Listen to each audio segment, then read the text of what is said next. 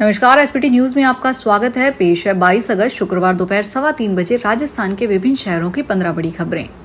सबसे पहले एक नजर डालते हैं आज की हेडलाइंस पर। सुप्रीम कोर्ट का फैसला, पकड़े गए कुत्ते नसबंदी कर छोड़े जाएंगे, खुंखार कैद में रहेंगे, सभी राज्यों को जारी किया गया नोटिस। राजस्थान सरकार के लिए काम करोगे तो ही मिलेगी स्कॉलरशिप। फर्जी दिव्यांग सर्टिफिकेट से ली नौकरी, 24 लोक सेवकों के नामों का खुलासा। अयोध्या दर्शन के लिए विधायक ने पूरी ट्रेन किराए पर ली। राजस्थान में आज दिखेगा मानसून का रुद्र रूप, रेलवे स्टेशन पर पटरी डूबी, बूंदी में कॉलोनियां जलमग्न, भीलवाड़ा में नदी उफान पर। और अब खबरें विस्तार से सुनिए। सुप्रीम कोर्ट ने शुक्रवार को आवारा कुत्तों के मुद्दे पर फैसला सुनाया। कोर्ट ने कहा कि जिन कुत्तों को पकड़ा गया है उन्हें नसबंदी और टीकाकरण के बाद ही छोड़ा जाना चाहिए, सिवाय उन कुत्तों के जो रेबीज से संक्रमित हैं या जिनका व्यवहार आक्रामक है। इसके साथ ही सुप्रीम कोर्ट ने 11 अगस्त के उस निर्देश पर रोक लगा दी है जिसमें कहा गया है कि जिन आवारा कुत्तों को पकड़ा गया है उन्हें छोड़ा नहीं जाना चाहिए। सर्वोच्च न्यायालय ने आवारा कुत्तों की समस्या पर अपनी कार्यवाही का दायरा बढ़ाते हुए सभी राज्यों और केंद्र शासित प्रदेशों के पशुपालन विभाग के सचिवों को नोटिस जारी किया है। कोर्ट ने इस समस्या से निपटने के लिए राष्ट्रीय नीति बनाने पर उनकी प्रतिक्रिया मांगी है। राजस्थान सरकार ने विवेकानंद स्कॉलरशिप प्रोग्राम के लिए नई गाइडलाइन जारी की है, जिसके तहत अब छात्रों को विदेश और देश के प्रतिष्ठित संस्थानों में मुफ्त शिक्षा प्राप्त करने के बाद राजस्थान में नौकरी ढूंढनी होगी। इसके साथ ही सरकार ने विदेश में पढ़ने वाले छात्रों की संख्या में भी कटौती की है। इस योजना के तहत छात्र सरकारी खर्च पर विदेश और देश के प्रतिष्ठित संस्थानों में पढ़ सकेंगे। हालांकि इस बार सरकार ने स्कॉलरशिप योजना में बदलाव करते हुए स्टूडेंट्स की संख्या में कटौती की है। राजस्थान में सरकारी नौकरी पाने के लिए बड़ी जालसाजी का पर्दाफाश हुआ है। फर्जी दिव्यांगता प्रमाण पत्र के जरिए दिव्यांग कोटे में नौकरी पाने वाले अभ्यर्थियों की पहचान कर ली गई है। एसओजी ने 29 लोक सेवकों का एसएमएस मेडिकल कॉलेज में मेडिकल करवाया तो इस बात का खुलासा हुआ। रिपोर्ट में केवल 5 कर्मचारियों के प्रमाण पत्र सही पाए गए। अन्य 24 दिव्यांग कर्मचारियों को मेडिकल बोर्ड ने दिव्यांग श्रेणी के लिए अयोग्य करार दिया।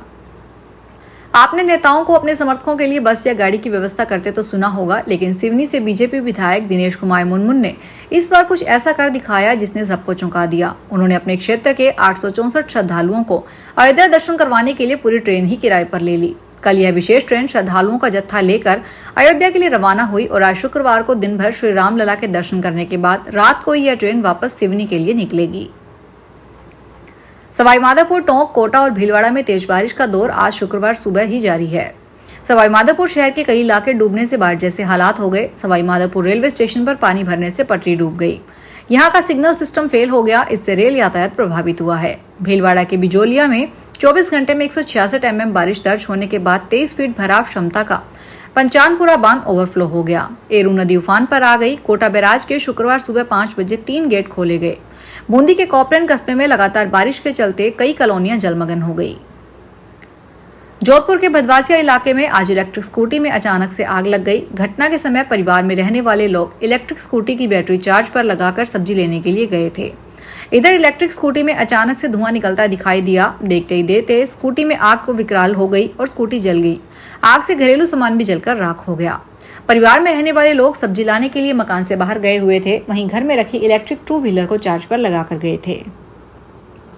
राजधानी दिल्ली में संसद भवन में आज शुक्रवार को फिर से एक संदिग्ध व्यक्ति घुस गया। सूत्रों के हवाले से खबर है कि एक व्यक्ति पेड़ के सहारे दीवार कूदकर सुबह लगभग 6:30 बजे संसद भवन में घुस गया। रेल भवन की तरफ से दीवार कूदकर नई संसद भवन के गर्भ द्वार तक पहुंच गया था। संसद भवन में मौजूद सिक्योरिटी ने आरोपी को पकड़ लिया। पुलिस की शुरुआती जांच में सामने आया है कि पकड़े गए शख्स की मानसिक स्थिति ठीक नहीं है। अजमेर के सिविल लाइन थाना क्षेत्र के कायड रोड पर स्थित चौधरी मार्केट की दुकानों में अल सुबह भीषण आग लग गई। आग की सूचना पर आसपास के लोग मौके पर इकट्ठा हो गए। सूचना मिलते ही सिविल लाइन थाना पुलिस के साथ ही अग्निशमन की गाड़ियां मौके पर पहुंच गई। 3 से ज्यादा फायर ब्रिगेड की गाड़ियों ने आग पर काबू पाया।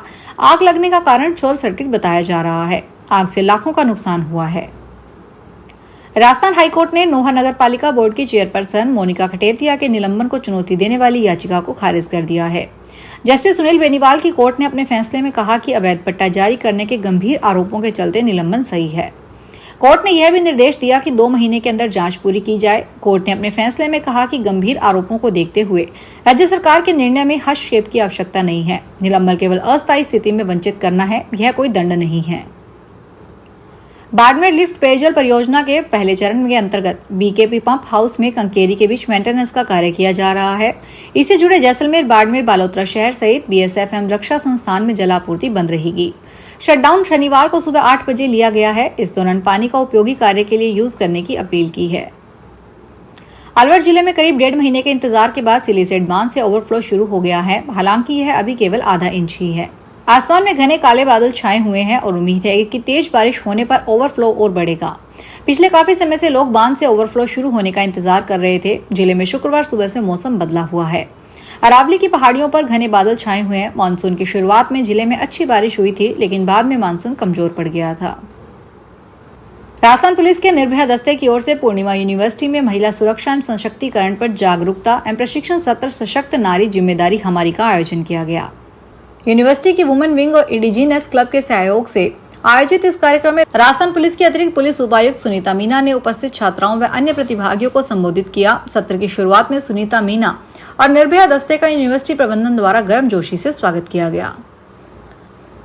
राइजिंग राजस्थान पार्टनरशिप कॉन्क्लेव अब 3 के बजाय 2 ही दिन होगा। यह कॉन्क्लेव 9 व 10 दिसंबर को जयपुर में होगा। इस बार भी सरकार निवेशकों से संवाद के लिए देश विदेश में रोड शो करेगी। दिल्ली, हैदराबाद, सूरत और कोलकाता के अलावा विदेश में संयुक्त अरब अमीरात में भी रोड शो होगा।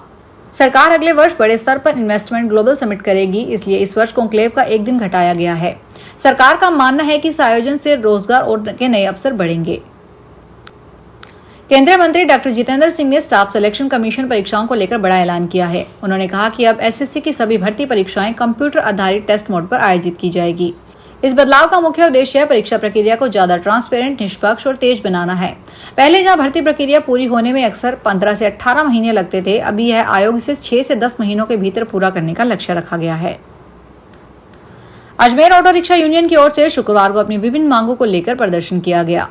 यूनियन से जुड़े सभी ऑटो ड्राइवर अग्निशमन विभाग के बाहर इकट्ठा हुए और रैली निकालते हुए कलेक्ट्रेट तक पहुंचे। यहां विरोध किया गया। इस दौरान कई ऑटो चालकों और पुलिस के बीच बहस भी हुई।